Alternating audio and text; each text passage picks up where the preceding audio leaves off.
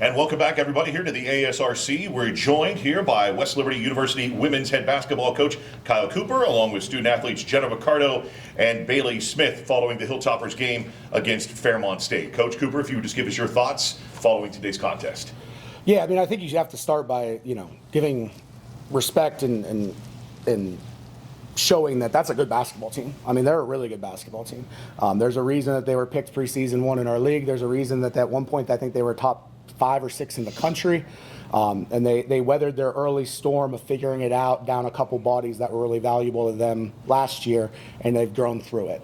They've really hit their stride. I said that to their coach following the game, and they're playing like it.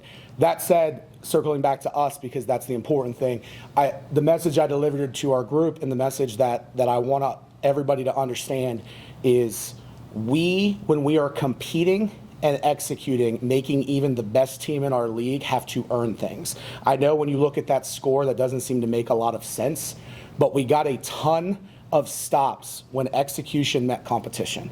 And when we can get all 5 doing those things on the court at the same time, and more importantly, all 14 doing it in whatever way they're capable of doing it, that's where you can make the most gains. And for us right now, we're searching for depth in that concept. And I do think some players did themselves a lot of good in the game today despite outcome. So one of which being Kata Lucarelli. I thought she did a really nice job. These two next to me, along with others, though, they fought. They continue to fight. We are not perfect from an execution standpoint. But again, when you can take a team loaded with the kind of talent and the kind of veteran play and chemistry they've developed over the time and make life, tough at times and for stretches, I think that's telling of who we can be as we continue to try to define our own success. So I'm going to hang on to that through the outcomes, and I'm going to continue to trust that we're going to continue to get better in that stuff as we weather some of these storms. You guys got out to a good start. You're up 10-9 early, but then they go on a 16-0 run to close the quarter. Yep. What happened during that stretch that it kind of just got away from you?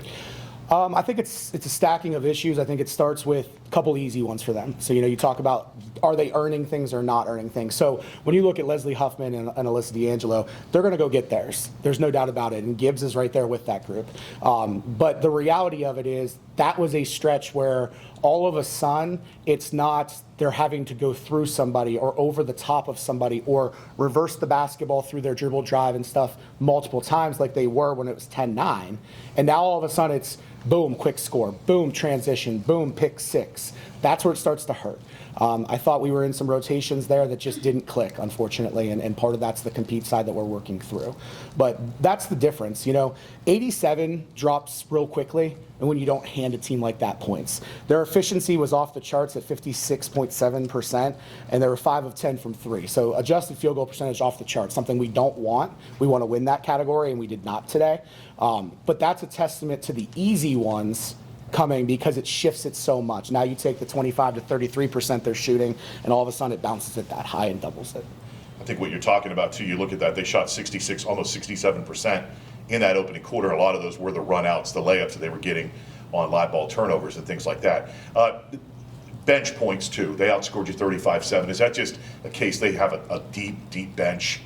I think it's a veteran bench. Yeah. It's a veteran bench. So now you've got experience coming off, so now execution errors maybe aren't as frequent as an inexperienced bench. I mean, you're talking about a team that the majority of them are fifth-year seniors and seniors, and then you sprinkle in a talent like Leslie Huffman, who's a junior, and life's pretty good when you look at that.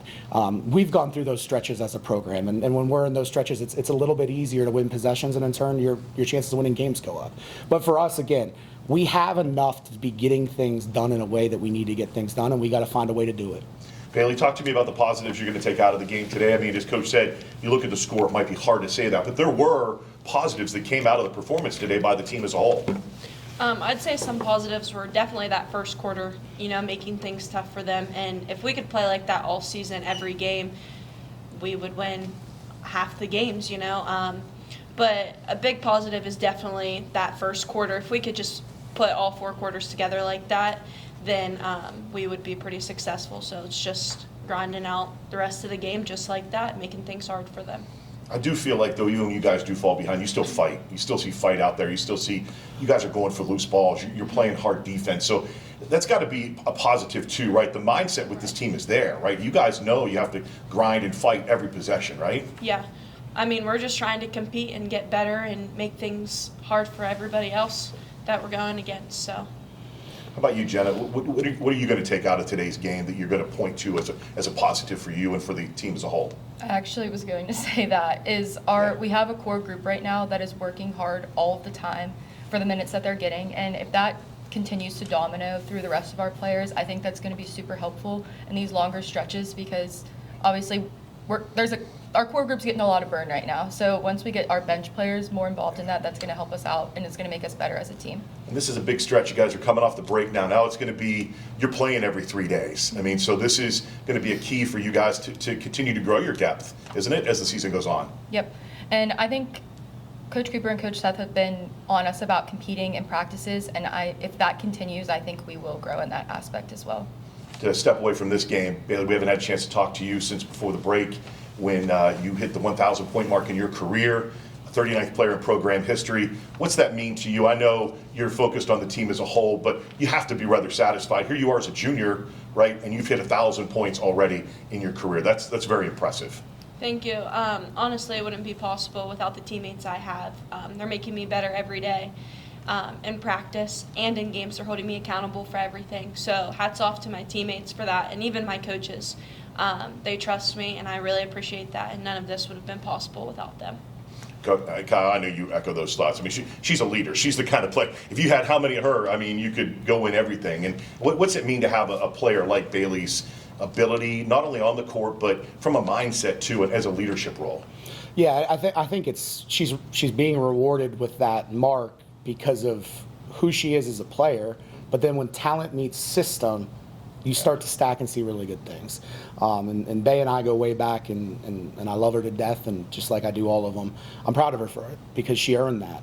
I desperately want what she wants, what Jenna wants, what Anna wants, what the rest of them want. I want them rewarded with the ultimate outcome they want, and then we can enjoy celebrating those kind of milestones even more so. Well, good luck to you coming up on Wednesday. You'll be back at it Wednesday night. The Hilltoppers stay at home as they take on Concord here at the ASRC at 5:30.